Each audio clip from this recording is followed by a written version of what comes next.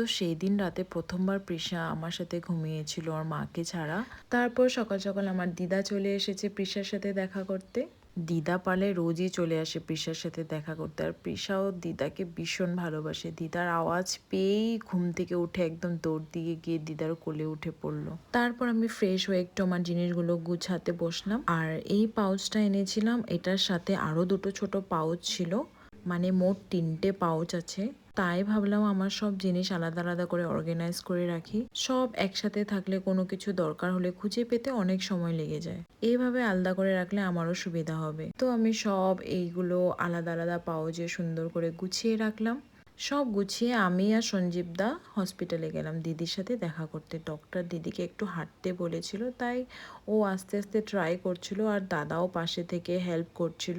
মানে ওর নামতেও মানে খুবই কষ্ট হচ্ছিল।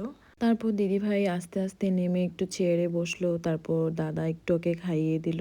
তারপর দিদি আস্তে আস্তে করে হেঁটে গেল ফ্রেশ হতে। সত্যি আমার দিদি অনেক স্ট্রং, আমার তো ওকে দেখেই ভয় লাগছিল। তারপর ওইখান থেকে বেরিয়ে আমি আর দাদা একটা একটা ডাব খেয়ে নিলাম। তারপর বাড়ি ফিরে ব্রেকফাস্টও করে নিলাম। বোন একটা ভিডিওতে এই রেসিপিটা দেখেছিল, তো খুব টেস্টি হয়েছিল এটাও খেতে। আর এই দিকে প্রিশার দুষ্টুমি তো চলছে। মা আমার জন্য যে ভাতটা দিয়েছিল ও সেটার মধ্যে জল ঢেলে পুরো এক্সপেন্ড করে ফেলেছে। তারপর আবার বলছে আমি এটাই খাবো। আর সেই দিন আমাদের বাড়িতে বানিয়েছিল বড় মাছের ঝোল, তারপর ডাল বানিয়েছিল, তারপর শাক ছিল, তারপর বানিয়েছিল স্যালাড আর ছোট মাছের চচ্চড়ি। আবার ও বাবার হটপট থেকে ভাত বের করেও নিজের মতো সব উল্টো পাল্টা করছিল। খাওয়ার থেকে দুষ্টুমিটাই ওর বেশি। তো আমি মানা করছিলাম, তো আমাকে সেই লুকস দিচ্ছিল। এখন ও স্যালাড খাচ্ছে। তো লাঞ্চ শেষ করে আমি বিকেলে চলে গেছিলাম মিষ্টি আনতে। এত ভ্যারাইটি দেখে আমি নিজেই কনফিউজড হয়ে গেছিলাম যে কোনটা নেব। আমার এমনিতে মিষ্টি খুব একটা পছন্দ না, তাই মাকে ফোন করে জিজ্ঞেস করে নিলাম।